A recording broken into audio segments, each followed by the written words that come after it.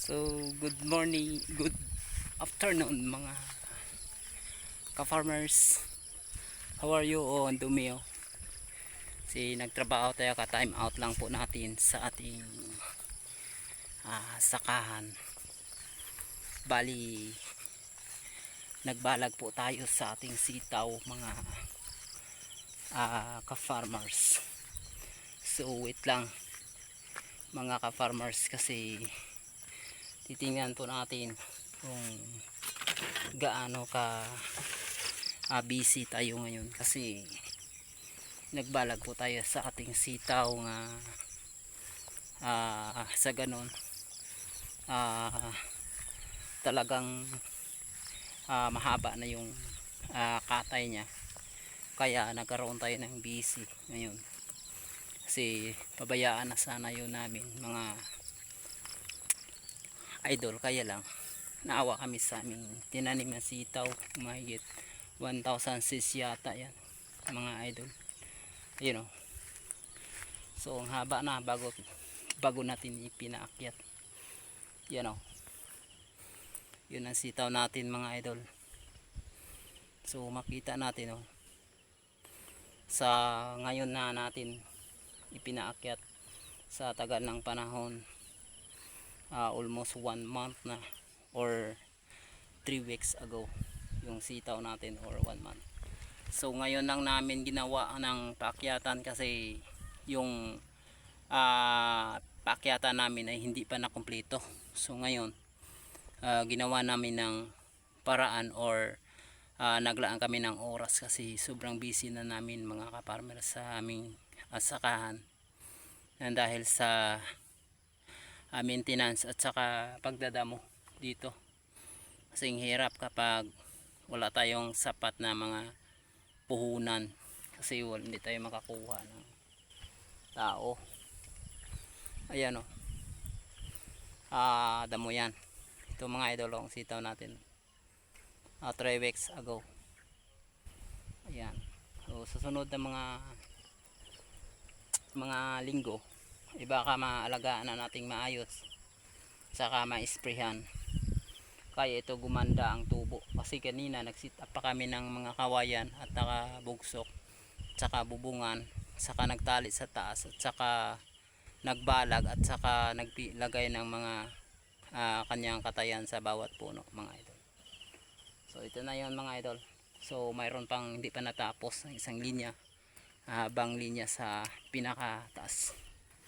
So kabila or dikit pala ito sa ating pangsigang mga itinanim dito. Dikit pala ito mga ka-farmers. So tingnan natin na ating pansigang kung mayroon bang bunga. O yun o, yun ang sitaw natin dol. So ang pansigang natin mga idol ay heto, hitik na hitik sa bunga mga ka-farmers. Yan, Chris na to. Oh Lord, agay, aray, ang ganda ng bunga dol, ang bago, tsaka napakalinis tingnan mga idol. Yan, so lahat pala to may maraming bunga. Hitik na hitik sa bunga mga ka-farmers yung sili natin. So ngayon hindi tayo lugi nito kasi ang isang puno siguro kukuha ng first harvest o maubos talaga ay kukuha ng pinakababa ay half kilo. So maliit pa siya, at lalo na ang puno ng ating sili ay lumaki sa nasa 1 kilo yata kung makuha, kung bubunga siya ulit ng maraming sanga mga ka-farmers. So ito na ang updated natin sa ating siling pansigang. So ang ganda. So ang ganda pa naman ang presyo ngayon mga idol, kailang maliit pa to. Ito pwede na po ito. So yan, di ba?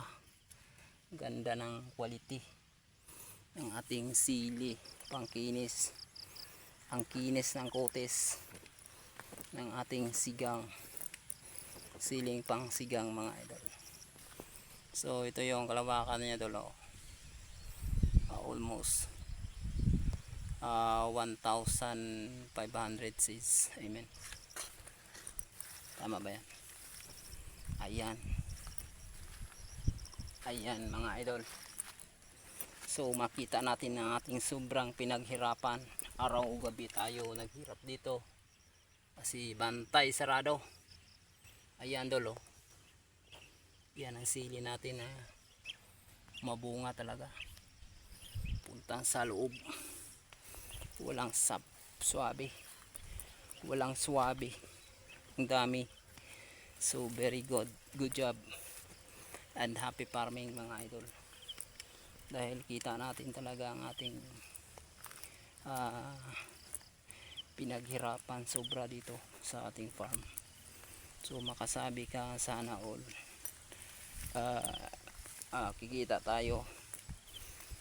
Ito ay lumaki na kasi maliit pa ng bunga na to dol. Sinik butik-tik na bunga pero maliit pa, you know. Grabe yung bulak, napakaraming bulak. God bless. Ayan. Ayan dolo. Napakaraming bulaklak. Ting siling pangsigang. So ito yung area natin dola. So thank you very much for all. And happy farming sa mga tulad ko nga nagtatanim na ganito. Ang siling pangsigang. Thank you.